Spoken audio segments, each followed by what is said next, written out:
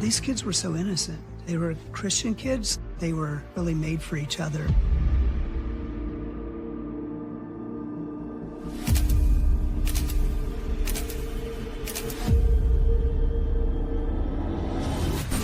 The state park ranger goes over the beach and sees what looks to be two people in a sleeping bag. It was immediately clear that they were deceased. It didn't appear a murder-suicide, and absolutely nothing was missing. Who did Jason and Lindsay know? Where have they been? Who could they have ran into? Is there anyone that would want them dead? He had frozen animals in his apartment. He was definitely kind of living on the fringes. It was parents' worst nightmare. That doesn't happen to normal people. That happens in stories and movies. Lindsay Cutshall and Jason Allen are beginning one of the most exciting times in their young lives. They're getting married in less than a month and enjoying a beautiful Northern California summer as they count down the days to their wedding. They were unlike anybody I had ever met, and they were very warm to everyone. There was not a mean bone in their body. Jason was super, super friendly. Just a very free spirit, did his own thing, had his own style. And Lindsay had the most peaceful personality I've ever met. Lindsay grew up in Fresno, Ohio, in a loving family alongside her older sister, Carrie. What a joy to have that sister for Carrie. She looked just like him, even as a baby. She was just a beautiful child, and she just completed our family. I'm not sure she looked exactly like me. Once when she was doing a harvest party thing, she dressed up to look like me. At the time I had a mustache, and she penciled in a mustache and wore a suit and tie, and I felt very blessed and honored that she would do that. Very sweet kid.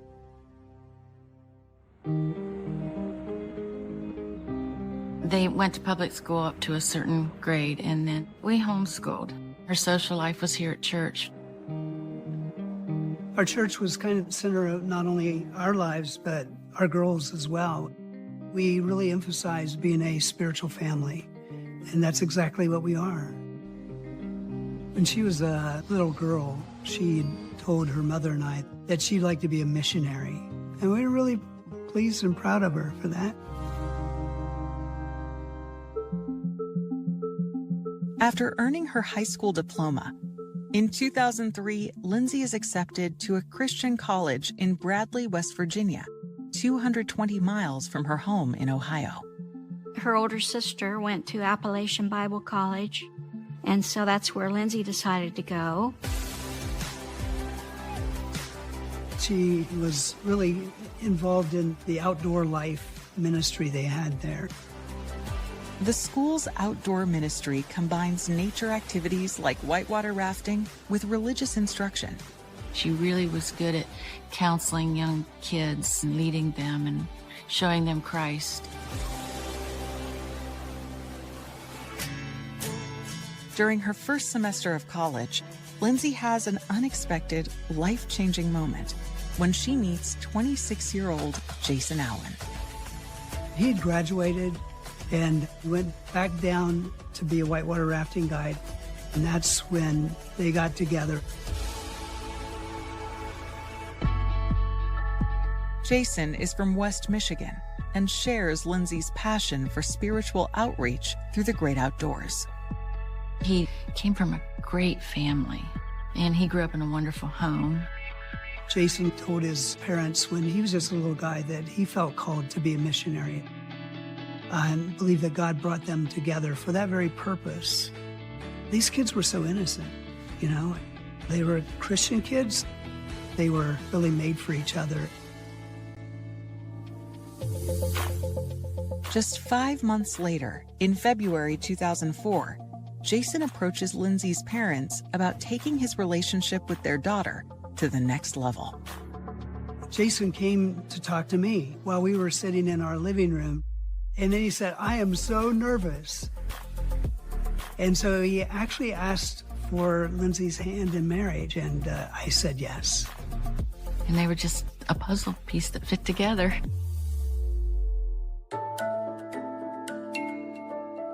Lindsay and Jason set a wedding date in September. They planned to spend the summer together working as counselors at a Christian adventure camp in Northern California. During the day, they would take the kids whitewater rafting, rock climbing, and long hikes and swims that really challenged the kids. The camp is located in Coloma, California. It's right on the South Fork of the American River.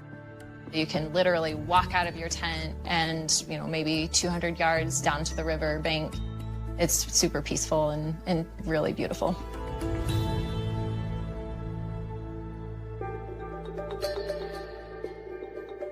On the 1st of June, 2004, Lindsay and Jason load their car for the drive from Ohio to California.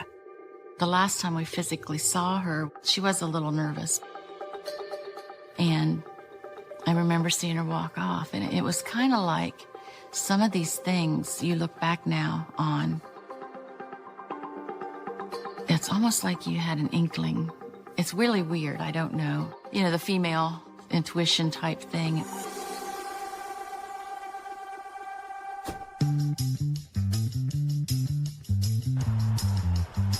When they arrived at camp, everyone's new, and I just remember seeing Jason and thinking, he's so tall.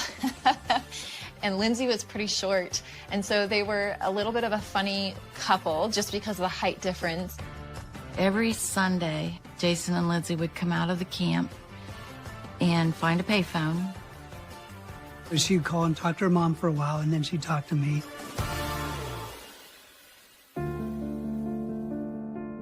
On Friday, August 13th, as their exhilarating summer begins to wind down, Lindsay and Jason plan one last adventure.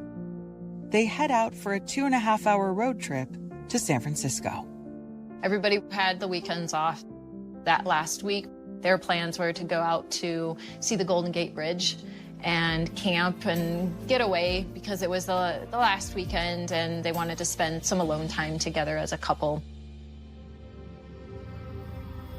Sunday early evening, you would be expected back to camp around 4 or 5 o'clock because that was when we prepped for the week. That Sunday evening, the couple doesn't return to the camp. They took work serious. So when they didn't show up, first it was like, this is weird. What's going on? But nobody jumped to any kind of crazy conclusions. They thought, oh, well, maybe they got stuck in traffic, or maybe their car broke down because they drove a really old car. When Lindsay fails to make her weekly call home, her parents grow concerned. We were nervous when the phone call didn't come because she never missed a Sunday. When Monday rolled around, the concern was growing because we were thinking, okay, well, if their car did break down, I'm sure they would call us by now. But nobody knew where they were. And that's the moment where you go to that dark place of thinking the worst.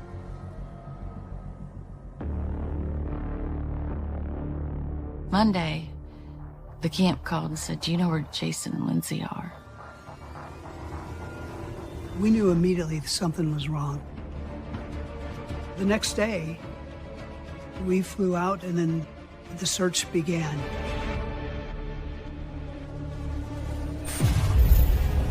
Investigators discover a window into Jason and Lindsay's final moments.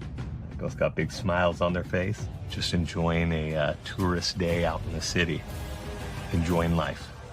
Gifts from the beach, the pictures, and these writings. And chase a possible killer who stays just out of their reach. He was definitely living on the fringes, alternate lifestyle. He was somewhat savvy with weapons. She had messaged him saying, maybe I should just go turn you in for that 50 grand reward. And why don't you go shoot some more people and try to get away with it? Days since anyone has seen Lindsay Cutshall and Jason Allen. Lindsay's worried parents fly from Ohio to California, where the couple were working as camp counselors. We went directly to the sheriff's station and talked to the sheriff deputy.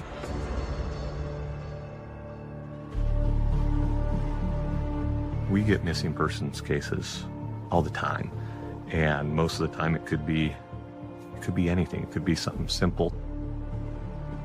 He said, maybe they went and got eloped and got married. I said, no, they wouldn't have done that.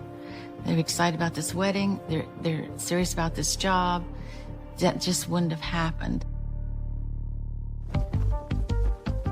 Deputies tagged the license plate of Lindsay's red car as missing in the DMV database. Kathy and Chris next head to the Rock and Water camp, where Lindsay and Jason's fellow counselors, wondering if the couple returned early and ran into some kind of trouble, have already started their own search in the area.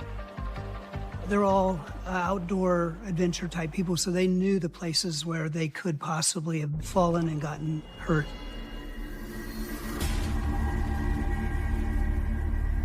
We searched night and day.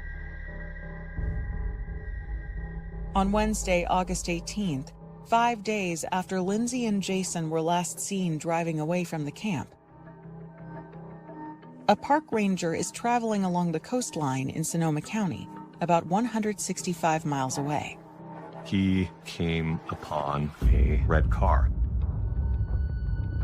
It was off the side in a pullout, but they're facing the wrong direction. So this park ranger, he runs the license plate, and it immediately flagged like, hey, this is a missing persons case out of El Dorado County. The car is parked along the highway above Fishhead Beach, a remote, picturesque location near the town of Jenner, 80 miles north of San Francisco. It's just a beautiful place. It becomes steeper and steeper, cliffs, but gorgeous, absolutely gorgeous place. The park ranger hikes down to the beach in search of the missing couple.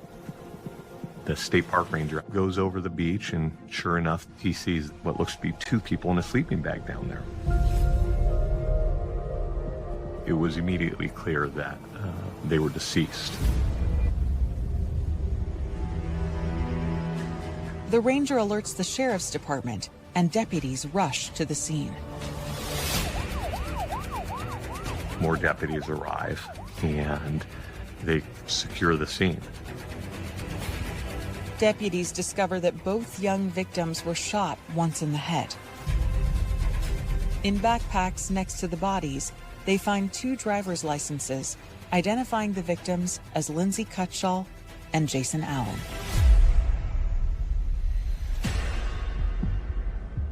It wasn't immediately clear what exactly happened. There's no weapons here, so it didn't appear a murder-suicide. Absolutely nothing was missing, so it doesn't appear that it was a robbery. There was no sign of any type of sexual assault. Investigators look for anything that might yield a DNA sample that could be traced to a suspect. One of the things that was collected was this beer. So we get DNA off that, but we don't know if it's involved or not. They used metal detectors to look for shell casings. They didn't have that at the scene. The killer collected the shell casings off the beach after the murders. So that's just a cold, calculated murder. As the investigators continue to process the crime scene, news of the awful discovery quickly makes its way to the camp and Lindsay's parents. But they're dead.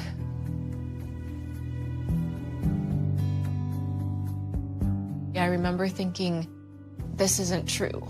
This can't be true. That can't be my friends. That doesn't happen to normal people. That happens in stories and movies.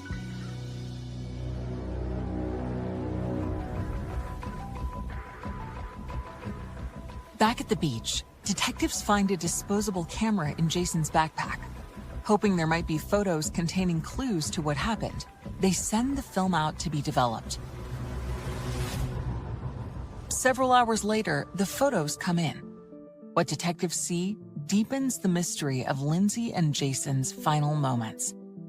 Nothing in the pictures indicates that they were in trouble or feared for their lives. As horrible as it is, how cool. Because there's photos of them. You see the San Francisco skyline in the background. They both got big smiles on their face. Just enjoying a tourist day out in the city. Enjoying life.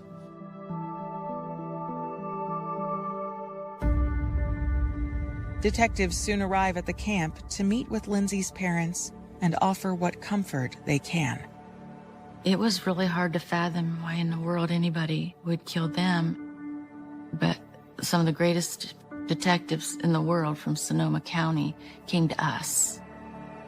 And we trusted them.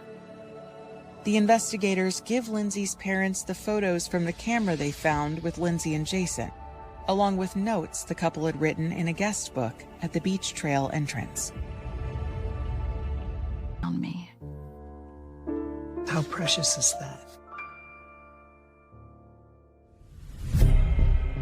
With no clues gleaned from the couple's photos and no ballistics evidence recovered from the beach, investigators know they face an uphill battle to determine what led to this double murder. Early on, it became clear. These were awesome people. Had no enemies, no beef with anyone. There was no one that would want to hurt them. There was no comforting information as to who did this, why did they do it, what was their motive, because it was so bizarre. They were beautiful people that didn't have enemies. So we were left to latch on to whatever our brains could come up with, and most of that stuff wasn't very good. Sonoma County detectives investigating the murders of Lindsay Cutshall and Jason Allen can find no immediate explanation for why the couple was shot to death on an isolated beach, and nothing pointing to a suspect. It's who did it? And you start looking into, okay, who did Jason and Lindsay know? Where have they been? Who could they have ran into? Do they have friends around here? Who could it be? Is there anyone that would want them dead?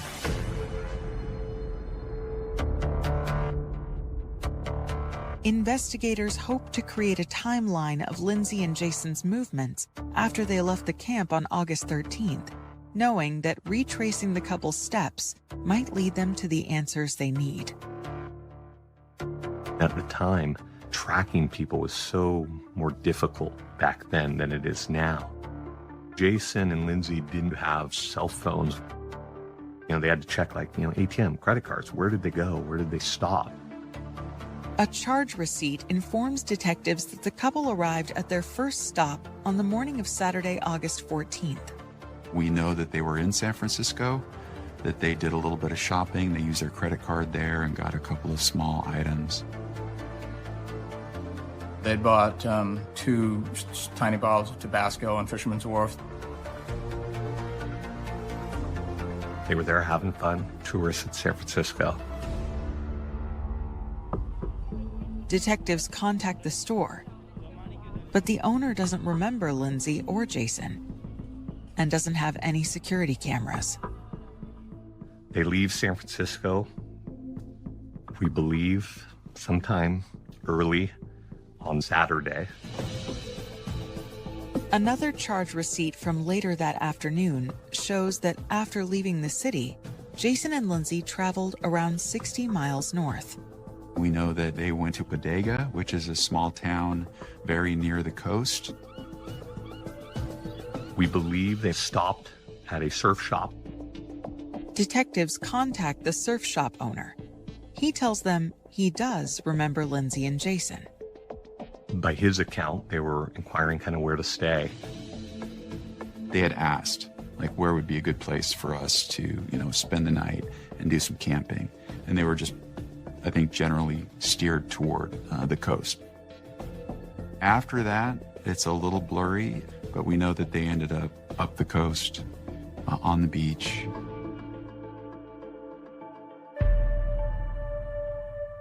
As police try to put the pieces of Lindsay and Jason's journey together, word of the murders hits the media. My husband and I had the news on, and all of a sudden it came on the TV, picture of Lindsay and Jason, and it was terrible, really. Really was very difficult. A lot of people were troubled by this murder because they felt like it could happen to them. It could happen to their family. It could happen to anybody who's visiting, spending the night out at the coast. It had a big impact on the community. People were really unnerved and frightened and just kind of generally freaked out that this had happened. Some people bought guns or borrowed guns from neighbors. There was a community meeting. The whole room was sort of pressure-filled. The sheriff's office had no suspects. We had a lot of news coverage following the murders. Ultimately, they got over 1,000 tips and calls. One in particular catches the investigators' attention. On Saturday, August 21st, a woman calls the Sonoma County Sheriff's Department and urges them to look into a man with a criminal record who frequents the Jenner area. Sean Gallen, he was a known person. He had fish and game violations. One of his girlfriends, she came forward and said, hey, he's not right. He's doing weird things. He's a kind of self-styled survivalist. He killed animals without a license. He used drugs heavily.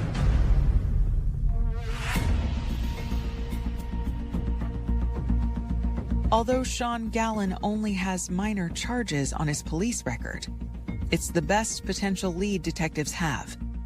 They rush to his home in Guerneville, 20 minutes inland from the beach in Jenner. They questioned him about those murders, and he denied any involvement in the Jenner murders. He was adamant. Denied it. Wasn't him. At that time, they searched his apartment. They found guns, ammunition, Kevlar vest, a spear. We had our thoughts, our suspicions. There was a hope that there would be some way to link him to the Jenner murders. 2 weeks after the murders of Lindsay Cutshall and Jason Allen, a tip leads police to a possible suspect, Sean Gallen. A search of his home turns up guns and several strange items. He had frozen animals in his apartment. He was definitely kind of living on the fringes, alternate lifestyle. He was somewhat savvy with weapons, and he was, I would say it's fair to say, a bit antisocial.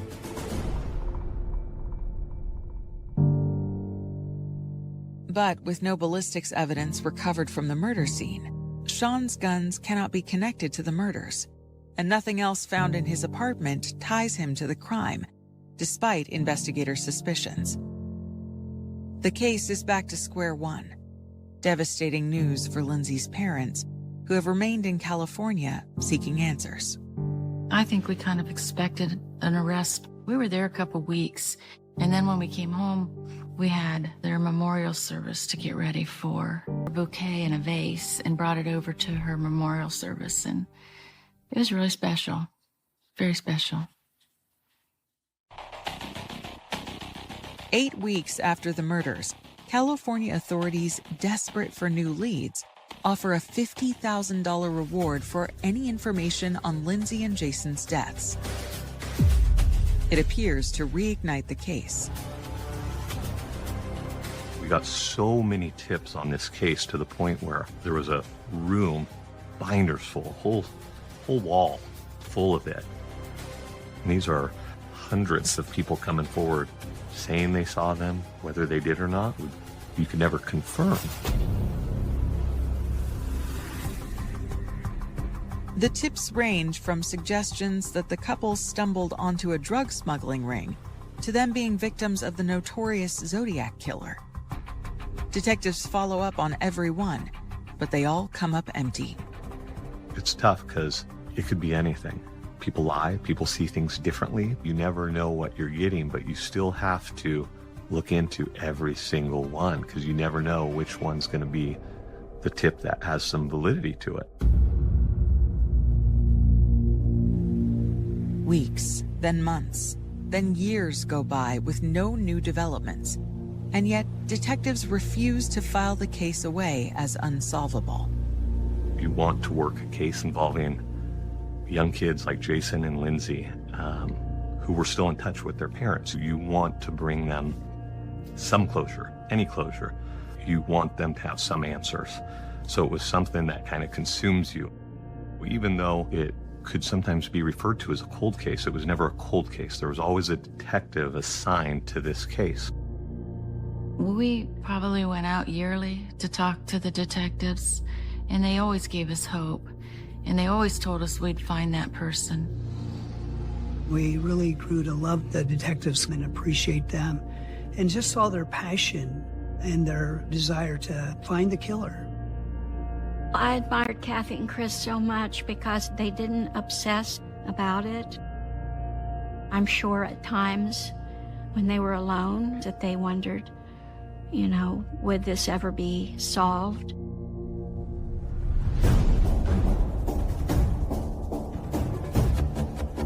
After 5 years, Chris and Kathy Cutshall get a glimmer of hope that they will finally get some answers. There was a man who had been a fugitive, the main suspect in a 1972 killing on an island near Vancouver or in British Columbia. It was a similar kind of killing, 2 young people on a beach who shot in the head. After those murders, the suspect, Joseph Burgess, had vanished. What happened in summer of 2009 was that this man turned up. He got in a shootout with sheriff's deputies in New Mexico and was killed in that shootout, along with the deputy that he shot. Although the 2 homicides occurred 40 years apart, since Burgess had made his way to the U.S., detectives pursue a possible connection. They had his DNA, and so we tested that DNA. And it didn't match with what we had. That was a really frustrating moment for everybody involved who thought that perhaps they had gotten to the bottom of it.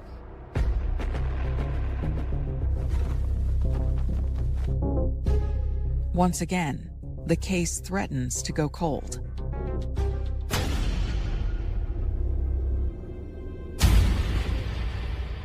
Then, on Friday, March 24th, 2017, 13 years after Lindsay and Jason were murdered, a 911 call comes into the Sonoma County Sheriff's Office, reporting a shooting. And it changes everything. And I remember getting that call and just going, oh my gosh, this is it. This is what we've been waiting for. March 24th, 2017. The Sonoma County, California Sheriff's Office receives an urgent call about a shooting at the Gallon family home. When detectives arrive, they discover 36-year-old Seamus Gallon has been shot to death. The suspected killer is his brother Sean. What occurred is Sean was at home. His mom was home. Seamus was home as well. Sean was angry at his brother, Seamus, for whatever reason. I don't think we'll ever truly know. He kept a rifle at the time in his vehicle, and he brought it upstairs and pulled the trigger, let out a volley of shots, hitting Seamus. The suspect's name has a familiar ring to investigators. Sean Gallon was the first suspect in the murders of Lindsay Cutshall and Jason Allen 13 years earlier. Despite their suspicions, investigators could not find any evidence tying him to those murders. But there's plenty of evidence against him in this case. There wasn't any good reason for it. And the day that he shot Seamus was just a normal day. Words were exchanged, and that was just all it took. Just an argument. He shot him point blank, and then he fled. They were able to track him down. There was a short chase. He was caught.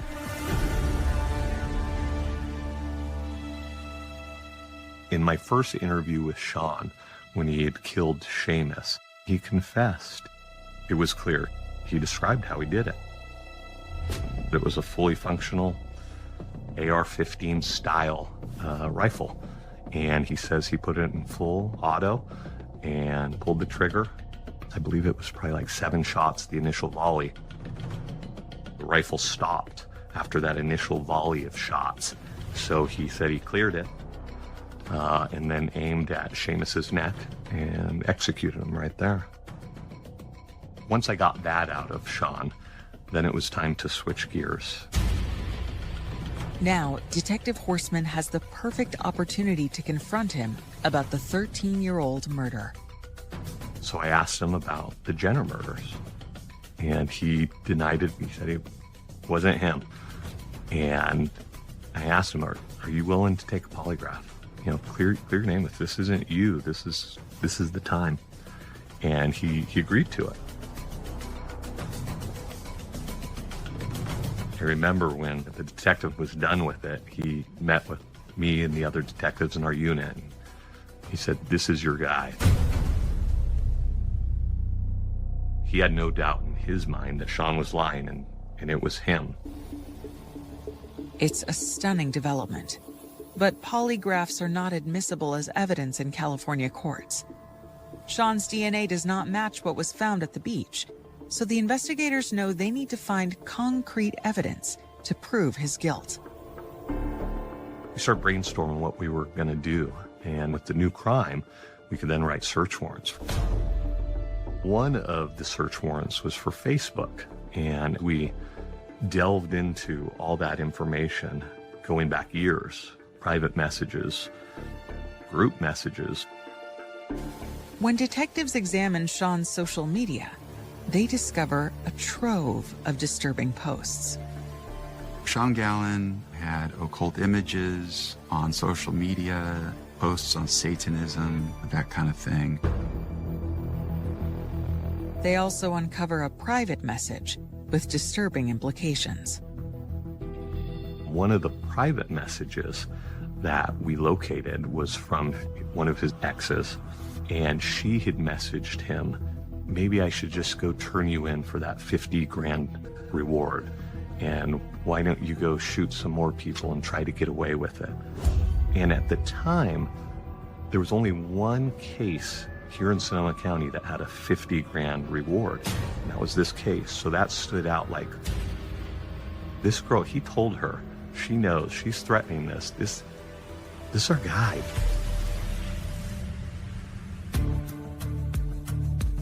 Detectives immediately track down Sean's ex-girlfriend. But 13 years after the murders, she's a long way from California. She was now in England.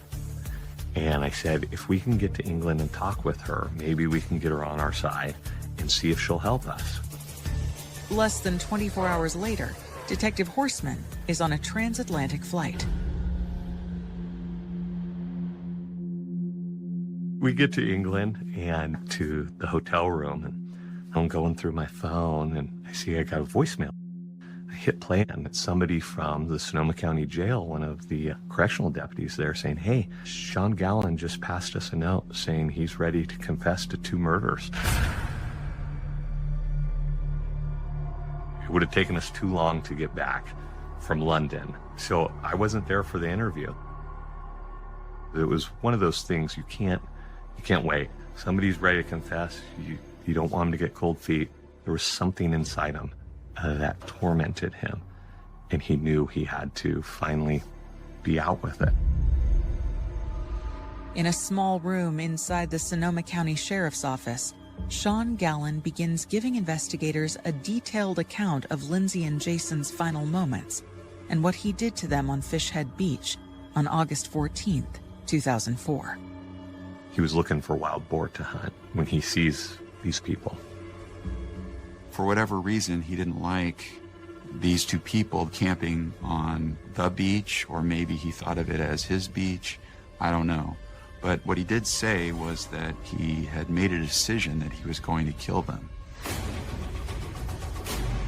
And he said that he had to force himself to kill them. He had been hearing voices that were torturing him, that were tormenting him.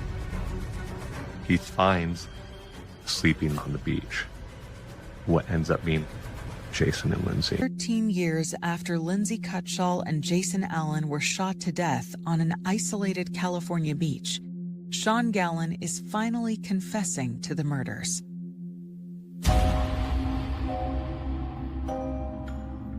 He said he approached them from the south. He's walking on the soft sand, so they had no idea he was there. He said that he had shot Jason first, and that Lindsay had woken up, very briefly and made a sound of some sort, and then he had shot her and killed her.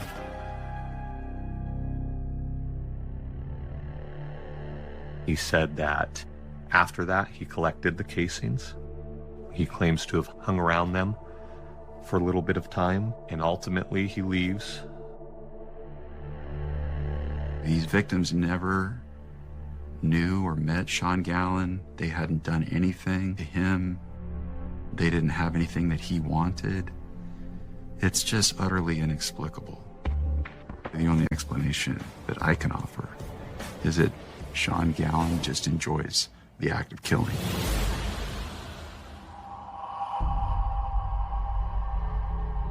My take on it is that once he realized that he was completely busted for the murder of his brother, he understood that he was done. He was going to prison probably for life. When he confessed to the murders, we wanted to make sure that it wasn't a false confession. He told them that he had put shell casings from the murder weapon into a soda can and tossed it into some blackberry bushes near what had been Sean Gallen's father's house.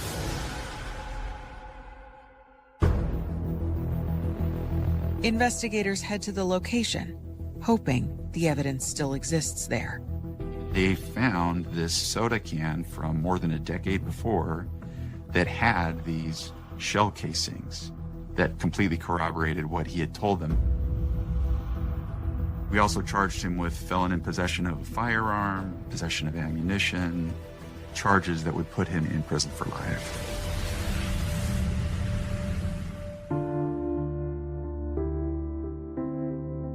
When he was arrested,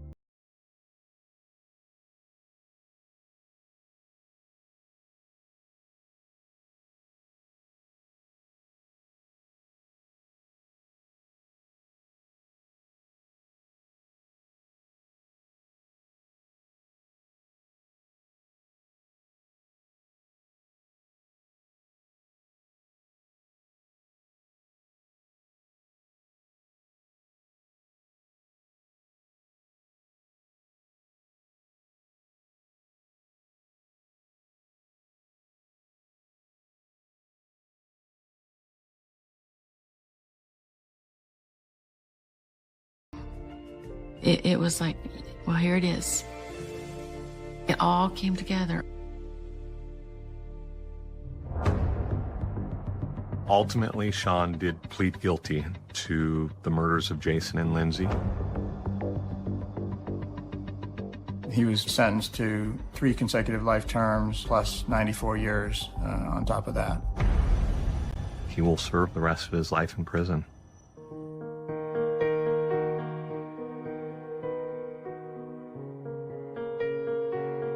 I miss the spontaneity that they had, that they were up for anything at any time. Always excited about life. We were very good friends, and I miss that. She had the best hugs. I miss her smile. She had a great smile, great outlook on life. Both Jason and Lindsay, they could teach me so much. Knowing how happy they were. Sunday, August 23rd, 2009. When a person disappears without a trace, often the most critical information is hidden in their actions and words from the days before they vanished. Toni Lee Sharpless's last known whereabouts may hold the clues to what happened to her.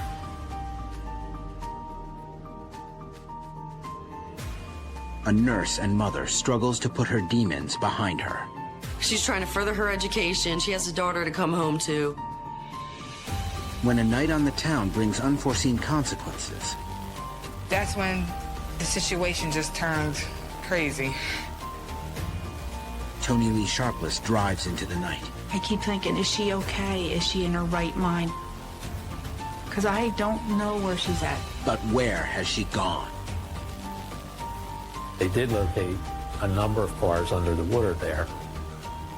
Or is she being held against her will? I got a flash, and I yelled at the television. She's very much alive. It's summer 2009. 29-year-old Toni Lee Sharpless is working at Lancaster General Hospital in Pennsylvania. Toni is a nurse, specializing in infectious diseases. She enjoys working as a caretaker immensely, despite the long hours and challenges of the job. She loved nursing. Loved it. I think she liked the challenge of figuring out what was wrong with people and helping them and then seeing them get back on their feet. And she made a lot of friends, patients and other nurses. When Toni is not at work, she spends most of her time at home, caring for her 12-year-old daughter. Toni became a mother when she was 17 years old. She has always been extremely devoted to raising her child. When Toni got pregnant, we never really discussed whether she was too young or not. She just said she wanted to keep this child, and she said, I will do anything that I have to do to support this child. Between being a mother and working full-time, Toni keeps very busy. But Toni didn't always have such a good handle on things. The first time that Toni had a breakdown, she was approximately 19 years old, 19 or 20. She called me at home. She said, I can't stop crying, Mom. I don't know what's wrong with me. And that's when the first time she had went into the hospital. Over the next several years, Toni is repeatedly hospitalized. But the doctors are unable to diagnose her condition. When she would have the crying spells, it could last a day, maybe 3. It was very hard for me as a parent to see her going through this, and I didn't know what to do.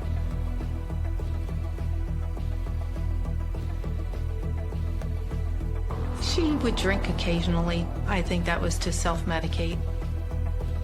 There was one incident where she totaled her car.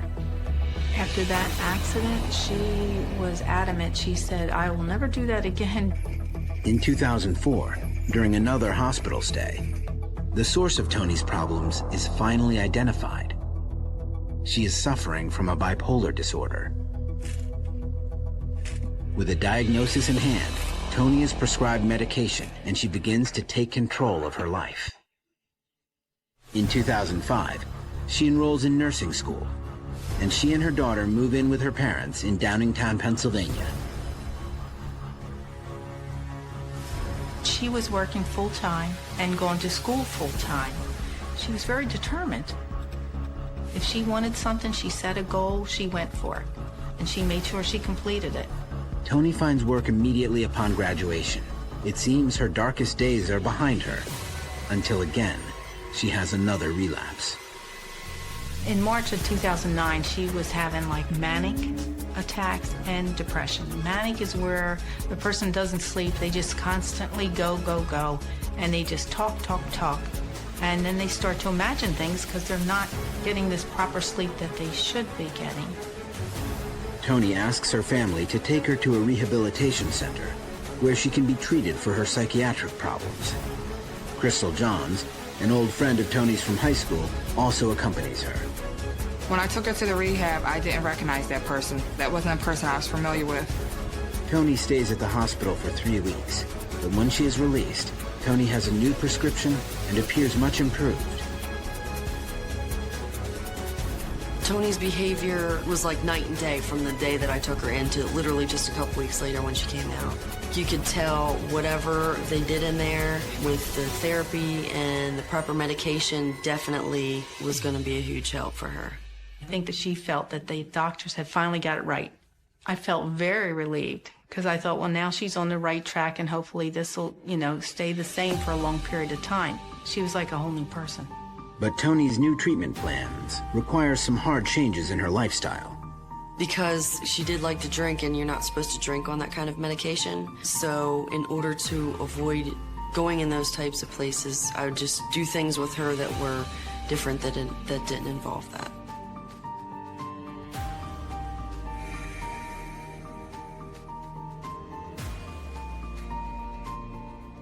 Six months after being released from rehab, Tony is back at work. On the morning of Saturday, August 22nd, she finishes a night shift at Lancaster General and stops by her sister Candy's house on her way home. She came to my house that morning right off of work. She helped me clean and spent some time with my kids.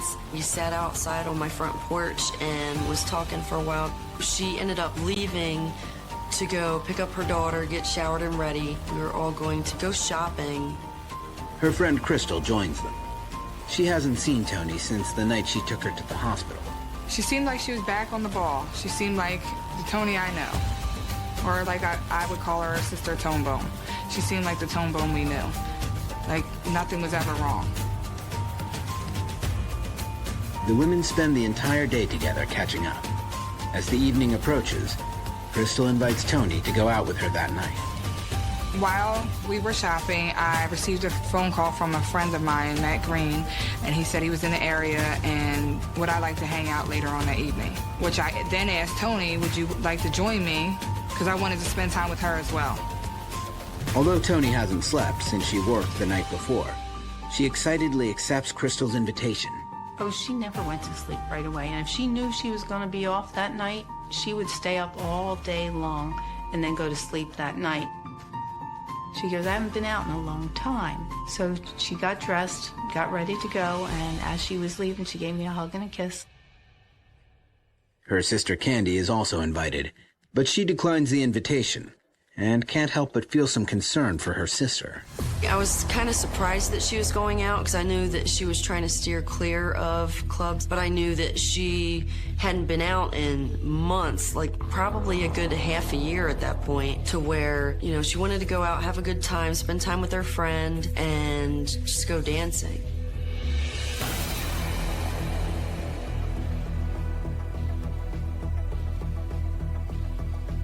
I spoke to Matt, and he said he was in Old City at the G Lounge, and we agreed to meet him there since it wasn't too far from where we were. When Tony and Crystal arrive at the G Lounge, they receive special treatment. Crystal's friend Matt is the brother of Willie Green, a professional basketball player on the Philadelphia 76ers. When we went to the G Lounge, we got into the VIP. We just had a couple of glasses of champagne and danced. Tony, she was on the dance floor more than I was. We mingled, we met a lot of people, a couple of celebrities, and that was it. We had a good time. It was almost like the most perfect night ever. Almost.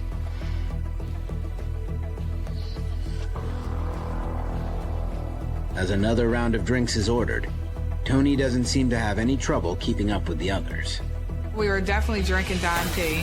I preferred Grey Goose and pineapple. We had a few of them. We took a couple of shots that the waitresses were bringing around. Tony, she just seemed great. We had such a good time, and that's all we kept talking about. It's how fun of a time we were having, and we didn't want it to end, and the time came too quick. When the club closes at 2 a.m., Willie invites the group to his house in Gladwin, a suburb outside of Philadelphia. And I discussed it with Tony, and she was like, yeah, because we weren't ready for the night to end, so we decided to go. At Willie's house, the socializing continues with a drinking game and then a late-night dip in the swimming pool. Everybody was outside but Tony. When I dove into the pool and I came up, they said, your girlfriend is in there yelling something. So I immediately went into the house and said, what's going on? And I didn't really understand what was wrong with her, but I could tell that her pupils were dilated and that she was very intoxicated. I don't know if it hit her at that moment, but it was definitely time to go. Her behavior had changed. Crystal tries to calm her friend down, but it seems that a switch has been flipped. Tony becomes very aggressive. Everybody else came in to see what the commotion was, and that's when the situation just turned crazy. Tony came out and said things and was yelling profanities, and she went inside Mr. Green's basement and slammed the door, kicked the chair, a couple different things. I never seen Tony act this way before. I was embarrassed. I didn't understand why she was acting like this. I didn't know how to handle the situation. I thought the best situation would be to leave. Crystal says that Willie has also had enough. He asks the two women to go, but Tony insists on driving. She grabbed the car keys and said, "I'm driving." She was telling everybody it's her car and she was driving, and if I wanted to go home, that I would get in the car with her. They asked me, "Are you sure you want to get in the car with her?" And I said, "We came together, we leave together." But once they are in the car, Crystal says that Tony becomes even more irate. We got maybe 2 houses down the road, and she slammed on the brakes, and she said some things to me in reference that I was laughing with them. I just think the liquor kicked in, and she was just a little paranoid maybe. I don't know exactly what she was thinking at that point. I was confused. I was like, we're gonna go home and laugh about it tomorrow, you know? That's what I thought. But Crystal is unable to calm Tony down. Tony orders her from the car, and Crystal finally gives in. I just thought, let me get out the car. She'll come back for me. As soon as Crystal steps outside, Tony speeds away into the darkness. I never thought she wouldn't come back.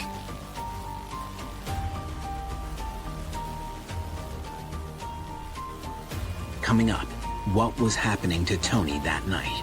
The combination of everything may have been making her act not. After a long night out on the town, 29-year-old Toni Lee Sharpless seems to lose control. Her belligerent behavior gets her and her friend Crystal kicked out of a small gathering in Gladwin, Pennsylvania. Crystal is glad to be going home, but suddenly, Tony demands that she exit the car and speeds away. She knew I didn't know these people, that we were so far from home, like 40 miles. Why would you leave me? I didn't think she was that upset, and especially not at me.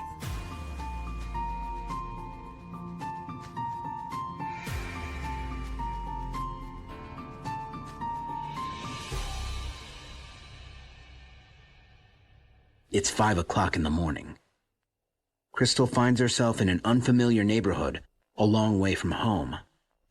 I could still see the guys from the party yelling for me to come back, and I was so embarrassed that I just put my hand up and said, I'm fine. I started walking towards the direction that she had went, thinking that she would come back for me. So then I called Tony's phone. She didn't answer, and I called again, and it was obvious that she had turned the phone off. It was scary, it was dark, there's no street lights, and I had no clue exactly where I was. I thought how angry I was. How could she leave me? I don't know. I just hoped that she was gonna come back for me. That was the initial feeling. Crystal continues trying to reach Tony without luck while she walks to the expressway that they took to get there. I sat on the side of the road, so if she came back, that I would just be sitting waiting for her. I was so far from the development that I left, I didn't even know what house I came out of. That's when the reality kicked in, and that's when I began to cry. I was scared. I was scared for my life. Crystal is eventually able to reach a nephew who agrees to make the 40-minute drive to come pick her up. On the way home, Crystal tries calling Tony's sister Candy to tell her about their train wreck of a night. When I got up in the morning and saw that I had missed texts and phone calls, voicemails from her, I'm like, okay, what's going on? Candy is surprised to hear about Tony's strange behavior. She calls over to her parents' house to make sure her sister is all right. But Tony has not come home. We thought, well, maybe her being so tired because she had stayed up so long would have pulled the car off the side of the road and taken a nap, but she would have called or texted myself, her sister, or her daughter, and she didn't do any of those. Candy and Crystal are worried. They know that Tony hadn't slept for over 36 hours and had been drinking. They wonder if it's possible that Tony has had some sort of accident. I called all the local prisons to see if she happened to get a DUI. Check with hospitals, things of that nature, see if there was a car accident. Nothing all day. I had tried calling Tony. I had tried texting her. No response. And being a close-knit family, I know she would have called one of us by then. So now red flags are going up. Something's wrong. Where's she at? By nightfall, neither Candy nor Crystal has made any progress in finding Tony. Crystal can't bear it any longer and contacts the police.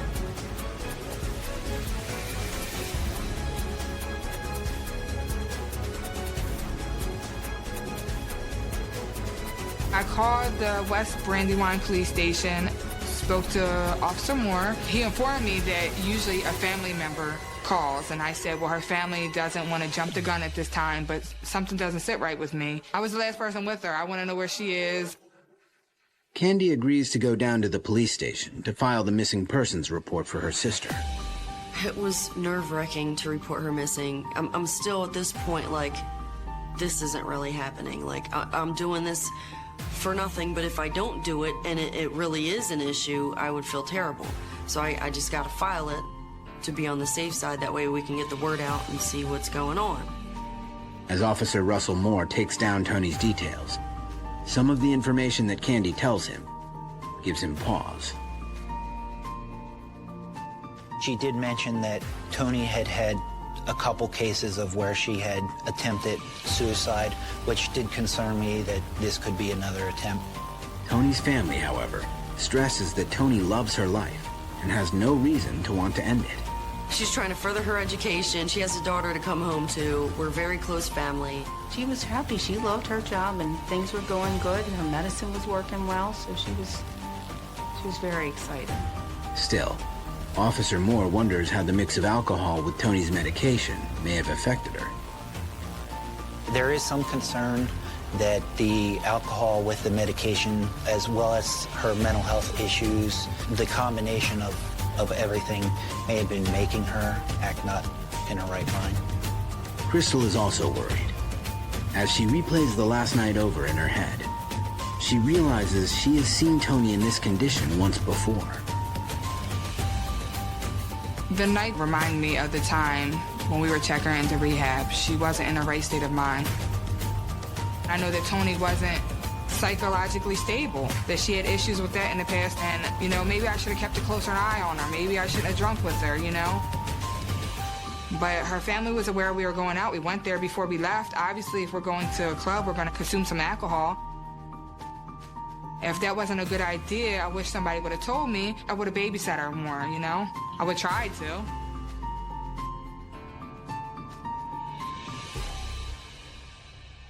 Officer Moore enters Tony's personal data and vehicle description into the National Crime Information Center database. He also contacts the Lower Merion Police Department, whose jurisdiction includes Gladwin, where Tony was last seen. Typically, the car would have been the greatest link for us in an investigation like this. If anybody stopped that car, we would have been notified, and West Brandywine would have been notified. But Tony's car seems to have vanished just as she has. Police turn next to Tony's phone records. I called Tony's cell phone carrier. The last contact with the cell phone tower was at 4:53 in the morning. The cell phone tower itself services Lower Merion, where she went missing. After that, we cannot tell where she would have gone. But Officer Moore is able to identify the last time Tony used her phone, 2:57 a.m., when Tony was leaving the nightclub and on her way to Willie Green's house. It's a text message from Tony to her daughter, who had contacted her mother when she could not fall asleep. The last thing that came off of my daughter's, Tony's phone, was a text to her daughter at 3 o'clock in the morning because her daughter couldn't sleep that night. Her mom said to her, "Honey, I'll be home soon, get some sleep." That was the last text, the last activity on that phone. For Donna, Tony's last text message sounds more like the daughter she knows, a loving mother who is very responsible and caring. But everything else she learns about Tony's behavior that night leaves her baffled. I couldn't believe it. I've never seen her act that way. Never. The only thing I could have thought was mixing alcohol with medication that she was on and lack of sleep.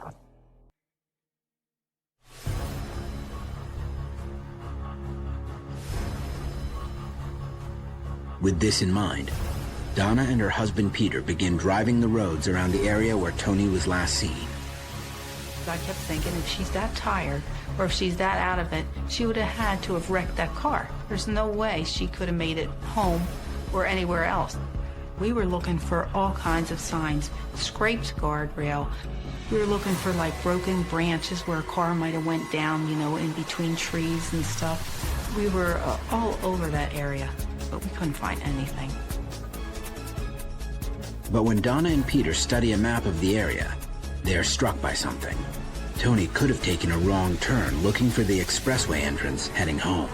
Leaving Gladwin area, it only takes you into Philadelphia. You have to go off the next X, turn around, and come back. So we thought, well, instead of that, we'll just go down under the bridge, and that's where the river happens to be. We make a sharp left, and then the park is off to the right. And that's what made me think, well, if she pulled in there, she could have went right off the boat ramp and into the water.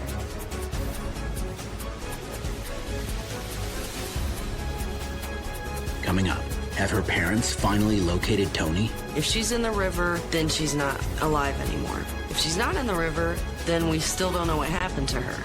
It was a lose. 29-year-old nurse and mother Tony Lee Sharpless is missing. Overtired and operating under a dangerous mix of bipolar medication and alcohol, Tony was last seen in Gladwin, a suburb of Philadelphia that she is unfamiliar with. Her family fears that in her altered state, Tony may have driven into the Schuylkill River. We decided the Schuylkill River needed to be searched because that was the closest place to Willie Green's home. If my daughter left there and went down to park the car, she could have went into the boat ramp because it was like approximately 5 o'clock in the morning. It was still dark. And when you're looking at water and a road and they run together, you can't tell the difference between the two of them. When Tony's mother tells the police about her theory, they agree that the area can be very disorienting, especially at night. Anybody who's not familiar with that section of the township, the Gladwin area, could very easily get turned around and lost, because while it is a residential area, it is heavily wooded. There's no sidewalks, and there's not a whole lot of street lights. They also agree that the location is very isolated. If Tony had driven into the river, there would most certainly have been no witnesses. The area is fairly desolate at night. The boat ramp is not meant to be used after sundown, so there is no reason for anybody to be down there. However, the authorities feel that there is not enough probable cause to warrant a river search. Our officers went down to the river and checked to see if there's any indication whatsoever of a vehicle going into the river, and we didn't find any.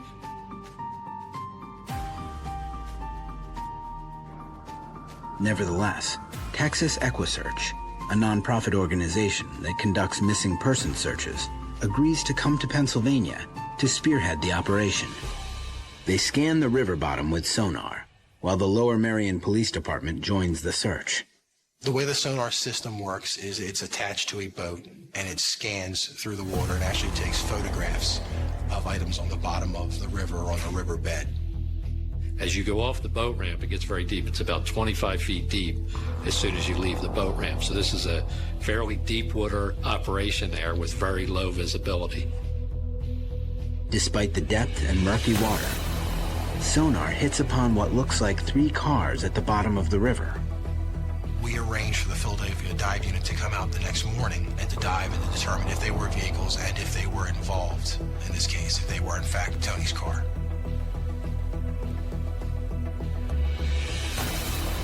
While Donna is happy that the search is being conducted, she cannot bring herself to be there. When they had said there were cars in there, my heart was pounding. I was pacing the floor. I was pacing the floor, my husband and I both. Tony's sister Candy, however, is there, steeling herself for whatever they find. It was kind of nerve-wracking because it was a lose-lose situation at that point. If she's in the river, then she's not alive anymore. If she's not in the river, then we still don't know what happened to her. Before the dive team begins their work, investigators go over the river with a second, more advanced sonar. They discover much more than they had bargained for. The total number of vehicles that were found in our section of the river was 11. According to the police, the remoteness of the boat ramp makes it a popular spot to get rid of stolen and other unwanted vehicles. What the dive team did was they went into the water there, and they would be able to, on a close-up view, take a look at the vehicles and get a basic description of them. In some cases, if there was a vehicle registration plate still attached, they would remove the plate and return it to us once they got out of the water. That's what happened in this case. As the divers work to identify the sunken cars, Tony's loved ones wait on pins and needles on shore. As they found the vehicles, they were letting me know that they weren't hers, but there was still one or two towards the end that they weren't for sure about, that they had to come back and double check on. The plan of action was to get them out of there, to get them identified for sure, you know, because even if they pulled the tag off, that what if the tag was changed at that point? Candy must wait another week for her peace of mind. The weight of the water and silt collected in the submerged vehicles makes extracting them a tricky operation. A large tow truck with a boom extending over the water is needed to do the job. Watching several cars being drug out of the river, every car was like, I hope it's not hers. 9 vehicles are eventually removed from the Schuylkill River, none of them belonging to Tony. Although her loved ones are relieved, the conclusion of the river search without any new information to Tony's whereabouts increases their fear. When you have that special person in your life that's missing, you feel like you're in a black hole. You can't touch the sides. You're falling and falling. There's no bottom and there's no top. You can't see, but you just continue to fall and your heart just sinks.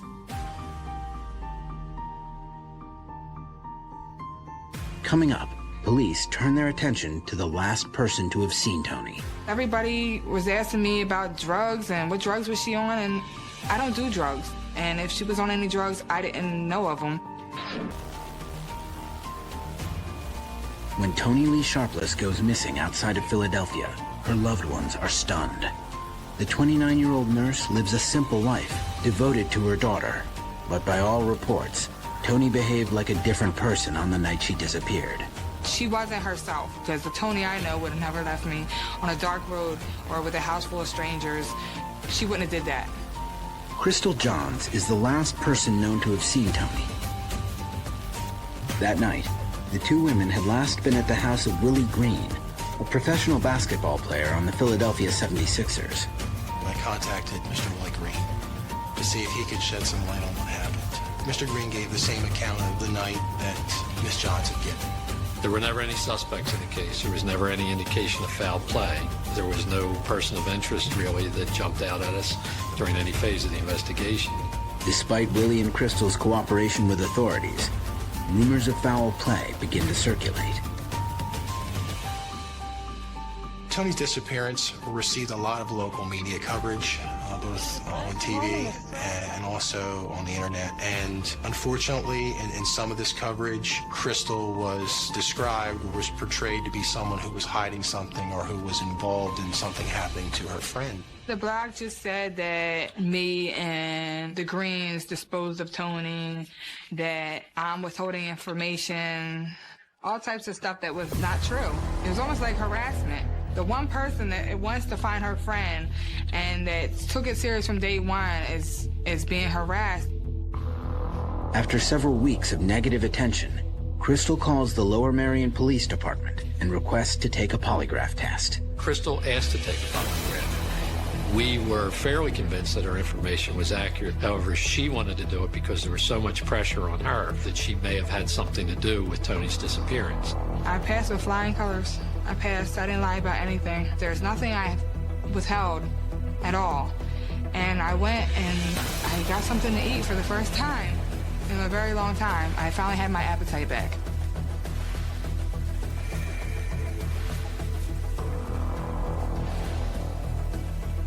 Tony Lee Sharpless has been missing for 3 weeks. After extensive searching and interviews, all leads grow cold until suddenly there's movement in the case. On September 14th, 2009, I was contacted by the New Jersey State Police that on September 8th, their vehicle had recorded Tony Sharpless's car in the city of Camden. Camden, New Jersey lies directly across the river from Philadelphia.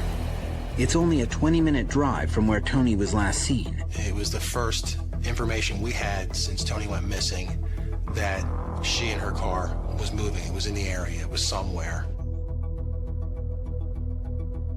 According to the Camden Police Department, Tony's car was recorded by a piece of technology called a license plate reader. The license plate reader is a police vehicle that's equipped with a camera system that automatically runs vehicle registration plates through the computer system. It runs every tag that it passes, that it captures on this video system. But the reader that recorded Tony's license plate number was in an unmanned vehicle. If there's a police officer in the vehicle at the time that a vehicle registration plate is hit upon, there's an alarm in the vehicle, and the police officer would know then to look for this vehicle. Unfortunately, in Tony's case, the registration plate that was read, it happened at a time that the police vehicle was parked. So the information didn't come forth for several days. To make up for lost time, the Lower Merion Police Department get right to work pursuing the lead. What we did was we joined forces with Camden Police Department and the New Jersey State Police, and they conducted citywide searches for that car, particularly concentrated in that area. For Tony's family, the development in Camden, a city known for its high crime areas, makes them very uneasy. When I heard that her car was spotted in Camden, I knew something was definitely wrong. We had recently went to a concert in Camden, and she just wanted to get out of there because we know it's not a good area. It told me that either she wasn't in that car, or if she was, she may have been in the trunk of the car, because she would never go to Camden on her own, not willingly anyway. While friends and family believe that Tony has almost certainly met with foul play, the authorities quietly develop a second theory. It was reported to us that Tony may have had an addiction problem earlier in her life. The fact that her license plate was read in Camden worried us, because if you knew where to buy drugs, that would be one of the areas to go. But police are unable to determine if Tony has bought drugs in Camden before. Everybody was asking me about drugs and what drugs was she on, and I don't do drugs. And if she was on any drugs, I didn't know of them, and I would definitely volunteer that information. As a result of the investigation, we certainly became aware of almost all aspects of Tony's life. I was told through her family and through her friends that Tony did have a history of drug abuse. Yes, the area where the car was seen, high prostitution, high heroin. She suffered with some past demons, but as of the time of the incident, it appeared that she had had her life in order.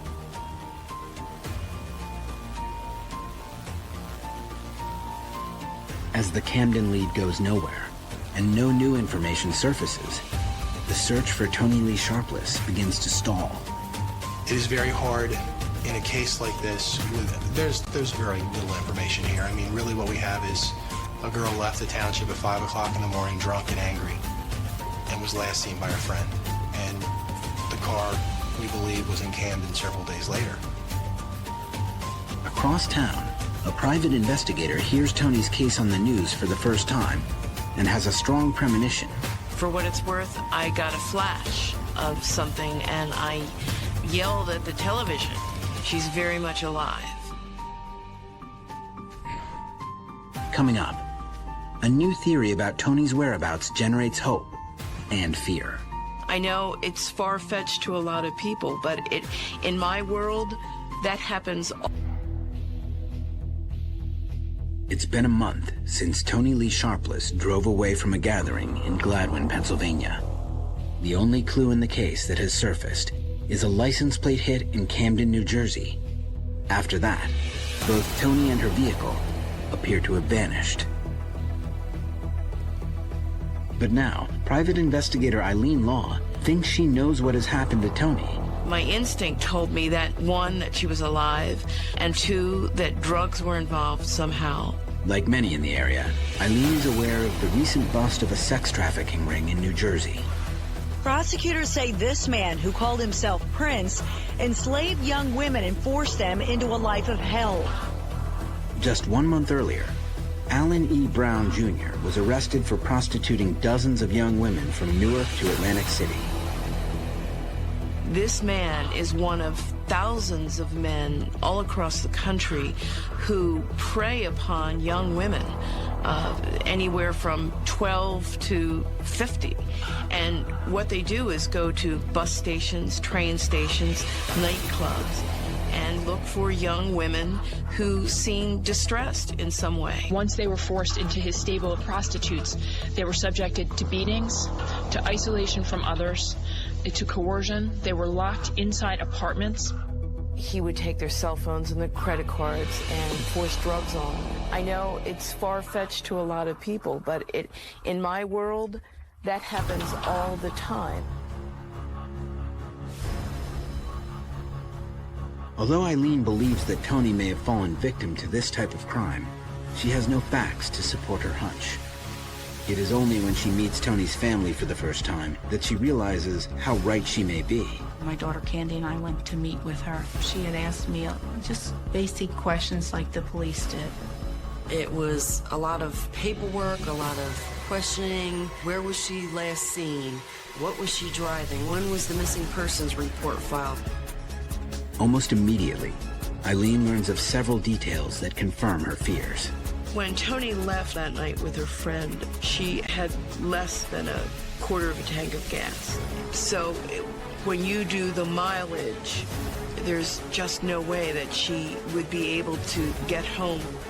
I believe that somewhere along the expressway in Philadelphia, she ran out of gas. And that was the beginning of the end. At the conclusion of her first meeting with Donna and Candy, Eileen offers her services to find Tony for free. She begins work right away to get the story of the missing nurse and mother back into the media. I believe that she is in a weakened state. We need to get her picture out there. Almost immediately, there are sightings of women believed to be Tony. When that aired, by the time I got back to the office, there was a flood of calls. The first sightings were in the city of Lancaster, where Tony was a nurse at Lancaster General Hospital, and a lot of them used the phrase that she was distraught or distressed. As Eileen follows up each lead, Tony's family waits anxiously, wondering if Tony has really been found. There was one sighting in particular that got me anxious in Lancaster County, and that's one where the person was almost sure it was her to the point he wanted to get off the bus and go grab her. And the description of her, the description of the clothes, everything matched. But none of the sightings lead to Tony. After 1 week, the calls from Lancaster stop.